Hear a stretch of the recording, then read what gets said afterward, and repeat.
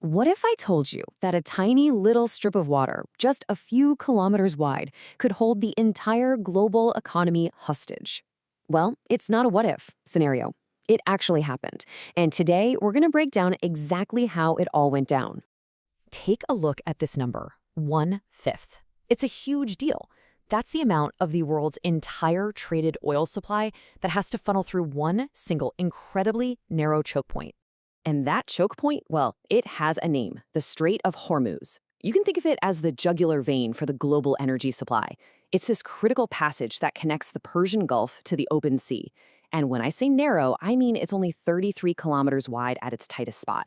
Yet almost all the oil from giants like Saudi Arabia and the UAE has to pass right through it.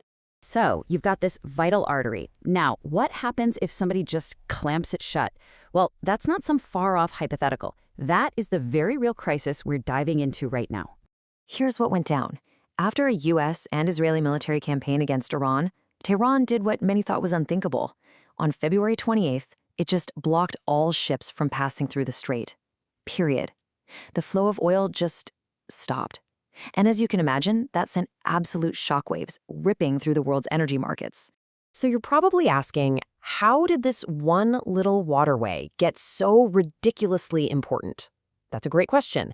And to really get it, we need to zoom out a bit and look at the players in this massive, long-running global energy game.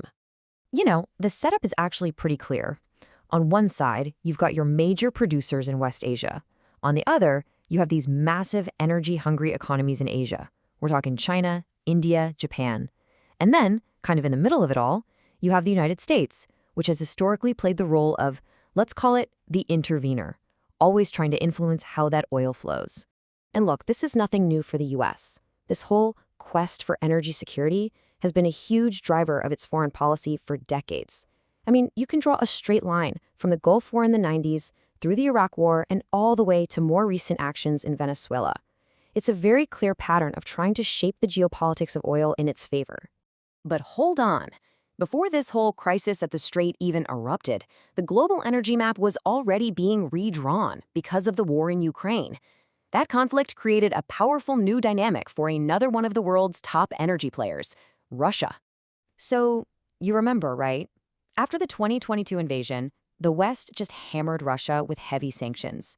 The goal was pretty simple: make Russia a pariah, cripple its economy by cutting off its oil trade, especially to its biggest customer, Europe. But here is where things get really, really interesting. This created an unexpected opportunity. With Russian oil suddenly available at a steep discount, India stepped in a huge way. I mean, just look at that jump on the chart. Its share of Russian crude oil went from less than 3% to nearly 40% in just 2 years. That's a colossal shift that completely rerouted a huge portion of global oil flow. And here's the kicker, the real irony. Even though Western leaders were publicly condemning Russia, behind the scenes, they were kind of quietly happy about this. Why?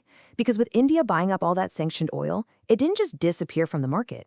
It actually prevented a massive supply shock and helps keep global prices stable for everybody else. It's a wild paradox. Okay, so let's get back to our main event. That was the state of play before the Strait of Hormuz was shut down. So what happened when that artery was suddenly and completely blocked? Well, the answer is immediate chaos, total panic. Oil prices rocketed past $110 a barrel. Think about it, a fifth of the world's supply just vanished from the market instantly. The stable system that everyone had kind of gotten used to, it just shattered.